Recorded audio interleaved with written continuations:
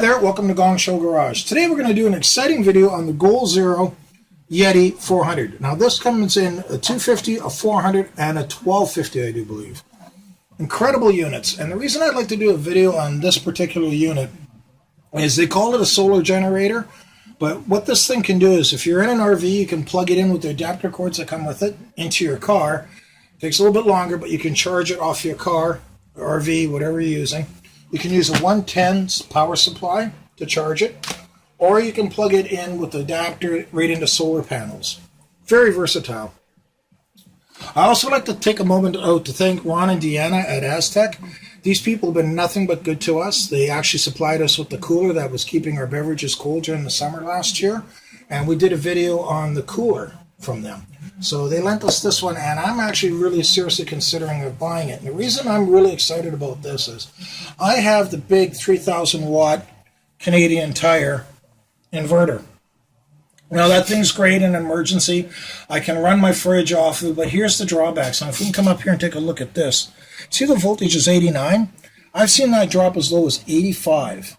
And it'll go up to 96. It oscillates slowly, but yeah, overall voltage, it's telling me right now I'm getting 89 volts.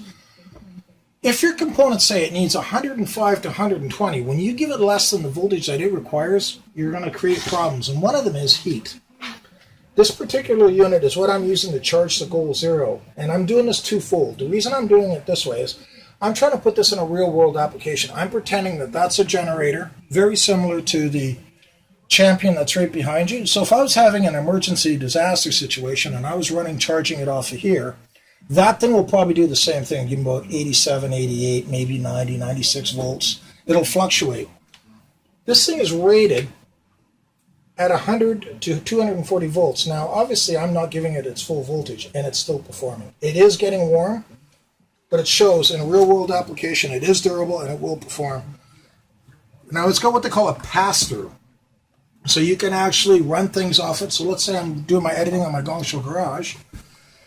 I can plug in and I'm charging and I'm running off air, but I'm using a pure sine wave. So if I'm running off my solar panels or my generator while I'm doing other things, I can still use this. Now, some of the great features that I really like on this is it's got a display button. Now, the reason I like this button is because of the fact that if you don't need that light on and you're running off of this thing solo, look, if I take that off, now we're running on it solo.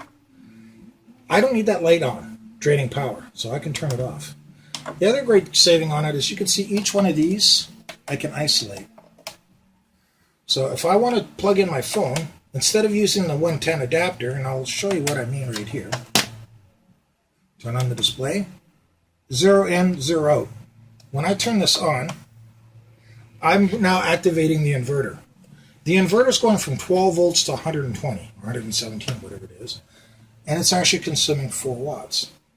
So if I have one of those adapters, I can plug it in, but I can turn that off, turn on the USB one, run straight off the USB, and charge my phone.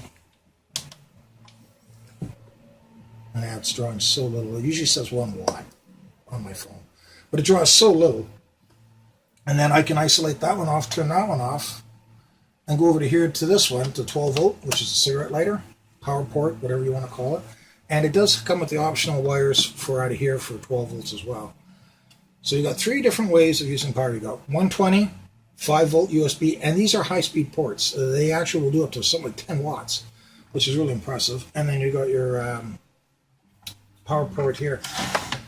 It's got fans on either side to keep it cool, and it is very easy to work with.